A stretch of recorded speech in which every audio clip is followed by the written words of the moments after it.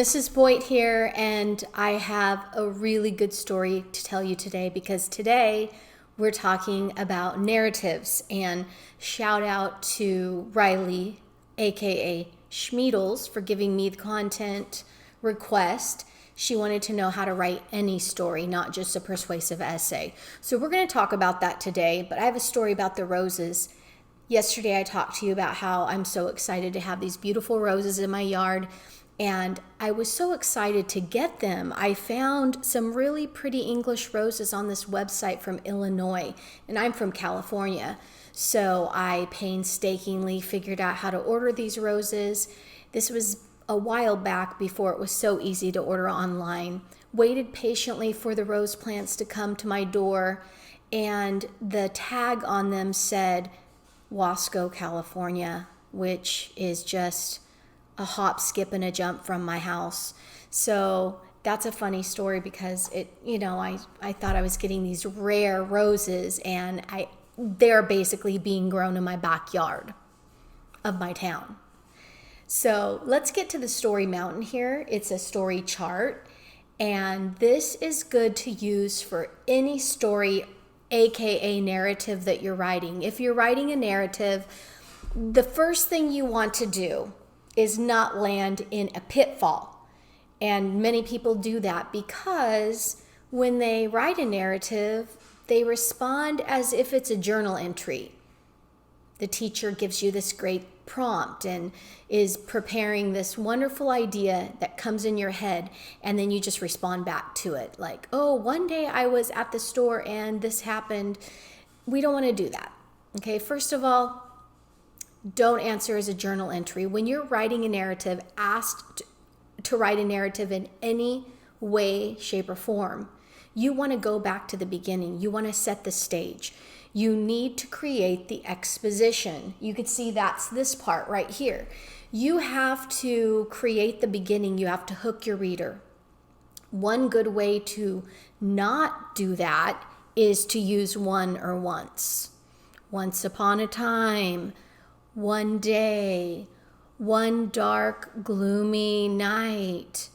Just don't do that because it's boring and nobody wants to hear it, and they're not even going to listen to your story. They're already checked out. You do want to grab your reader's attention. So in the exposition, you want to develop a hook.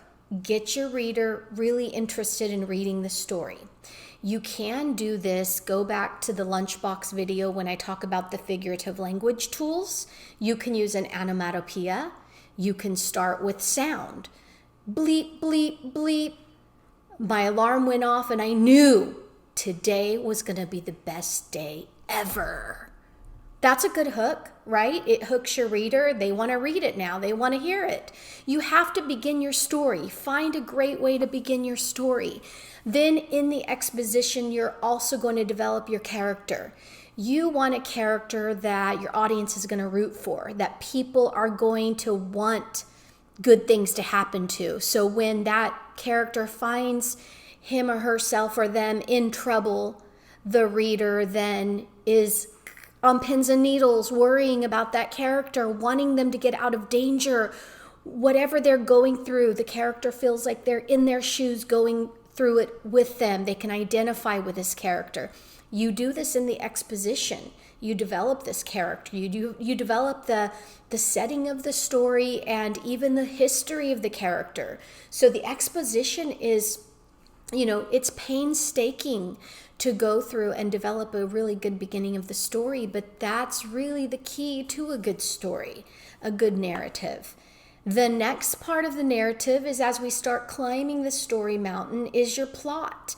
And your plot is a series of events that the characters are going to go through, challenges that the character may face, problems that the character has in the story. And as the character is going through these challenges and problems and overcoming these different challenges, it's like one door closes and another one opens, and then something else happens, but it's two steps up and one step back. So these are the ways that your readers actually get really involved with the story because they want to hear what's next. And we all know stories are not boring if there's not challenges or problems. So plot is great. Plot is important. And it's not just one problem in the end. It's usually a series of those problems. That's why this mountain's, it's a tough climb, getting over these little hills to get to the top of the mountain. And then that climax comes at the very top.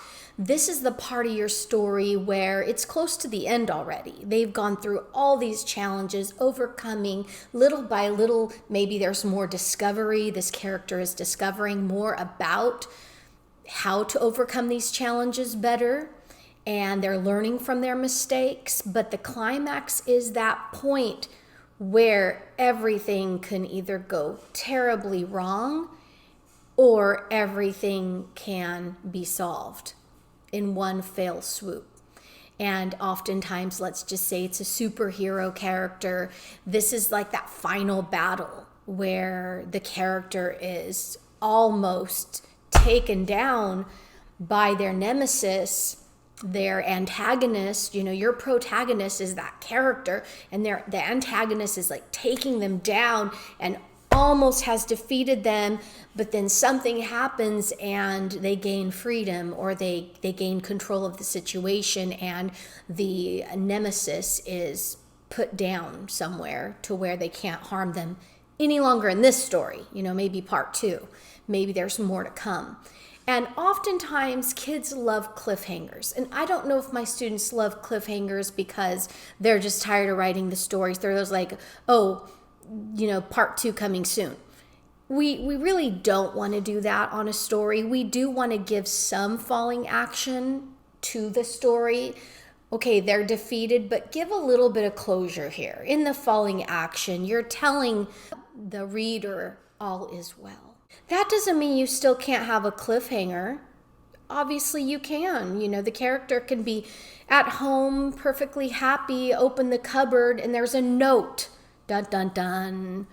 You could do a cliffhanger in that way, but definitely give some falling action after the climax, which makes the reader feel at ease before that second story comes out, or that second novel, or, whatnot. But remember, pitfalls. Don't neglect your hook. Hook your reader, hook your audience. Don't write a narrative that sounds like a journal entry. Don't write that. That's boring. Nobody can get into that story. And remember, you need an exposition. You need to have a story, a setting, develop that character. You need this plot. You need the series of events. Please begin your story without using one or once. Nobody wants to hear that. Now, I once had a 6th grade teacher who got really upset with us if we put the end at the end of the story. That doesn't bother me. Oh, why does it have to end? I don't care about that. I just care that you don't begin the story with once upon a time. That to me is a way bigger mistake. That's a missed opportunity. You really want to hook your reader with something great. So do use figurative language in your story. Make the setting come alive. I mean, if it's a dark, eerie setting, I want you to talk about the trees reaching out and grabbing the characters. I mean, really use that personification. Make your setting come alive, and whatever your setting is. Remember, your plot has to be something that the reader wants to identify with. And so in your plot part, if the reader doesn't care about the character or what the character is going through, then the reader also doesn't care about your story.